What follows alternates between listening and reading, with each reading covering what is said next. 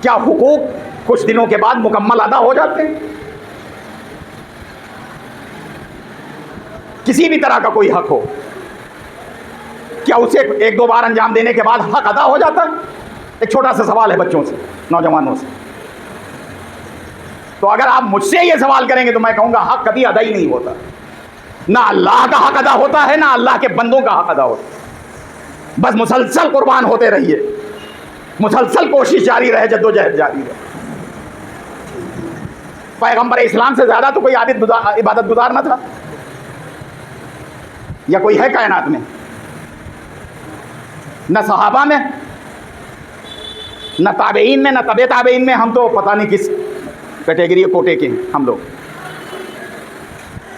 پیغمبر سے زیادہ تو نہیں تھا کوئی، لیکن اس کے باوجود پیغمبر آخری مرحلے میں کہتے ہیں پالنے والے، یہ جملہ موجود ہے پیغمبر کا عربی زبان میں، جس کا مفہوم میں پیش کر رہا ہوں کہ پالنے والے تیری عبادت کا حق مجھ سے ادا نہ ہوا. یہاں تو کل 17 رکعت ہیں، ان 17 رکعت میں بھی کبھی کبھی سفر میں، حضر میں، پیغمبر امیر المومنین کے لیے بھی یہی جملہ ہے. آخری وقت میں فرماتے ہیں، جبکہ امیر المومنین کے جو القاب ہیں ان میں ایک لقب ہے قائم اللیل. قائم اللیل کا مطلب ہے رات میں قیام کرنے والا اس کی محبت میں. اور صائم النہار دوسرا لقب ہے، دن میں روزہ رکھنے والا.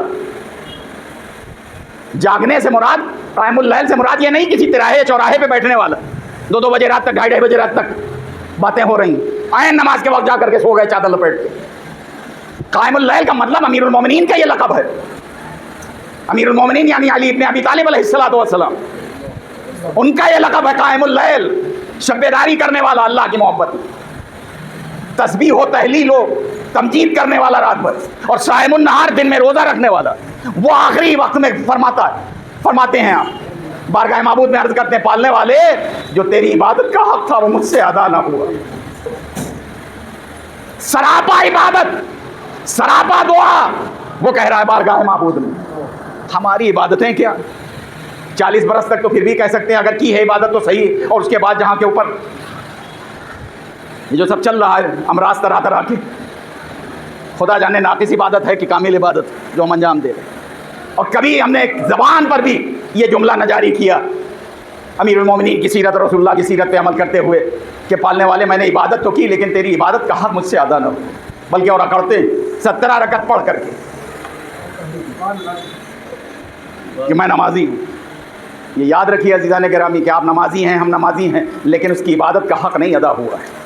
تو ویسے ہی معاملہ ماں باپ کا ہے. لاکھ ہم ان کی خدمت و اطاعت کریں، ان کی عبادت، ان کا حق ادا ہونے والا نہیں. ایک شخص آتا ہے، بس یہ آخری مرحلہ ہے عزیزان گرامی. یہ بھی ایک روایت ہے ہمارے یہاں حدیث کی کتابوں میں کہ ایک شخص آیا رسول اللہ کے پاس.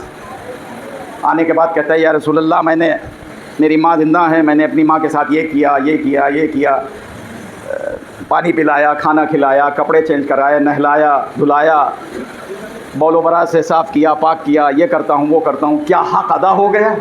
توجہ فرمائیے گا، خاص طور سے ہمارے نوجوان اور بچے ہمارے. کا حق ادا ہو گیا خدمت کا؟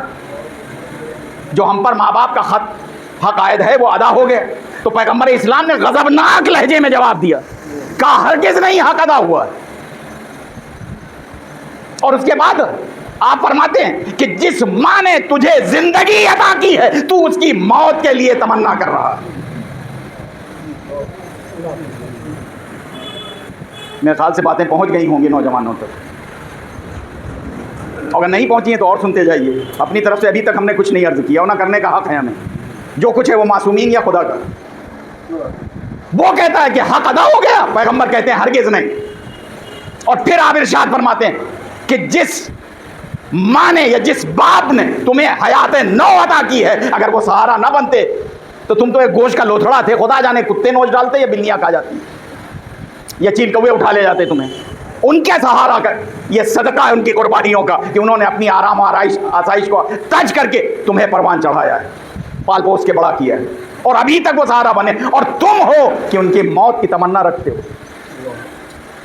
حق ادا ہو گیا سے رسول اللہ نے پہچانا کہ یہ چاہتا ہے کہ ماں باپ مر جائیں. تب یہ کہا ہے کہ تم ان کی موت کی آرزو رکھتے ہو کہ وہ مر جائیں. نہیں، ہرگز حق ادا نہیں ہو. اور تم اگر ساری زندگی قربانیوں پہ قربانیاں دیتے رہو تب بھی ماں باپ کا حق ادا ہونے والا نہیں. ماں باپ کا حق ادا ہونے والا جہاد سے افضل ہے، جہاد بالسیف سے. پہلی روایت میں نے عرض کی، سکرات کی منزل سے اگر سختیوں سے نجات حاصل کرنا ہے تو ماں باپ کی خدمت. اس کے بعد یہ تیسرا مرحلہ ہے. اور اگر حق ادا نہ ہوا اور ہم اسی حال میں مر گئے تو خدا جانے ہمارا قبر میں کیا حشر ہوگا. اور آج ہی میں نے ایک حدیث صبح دیکھی، ایک کتاب میں امام صادق علیہ الصلوۃ والسلام ارشاد فرماتے ہیں کہ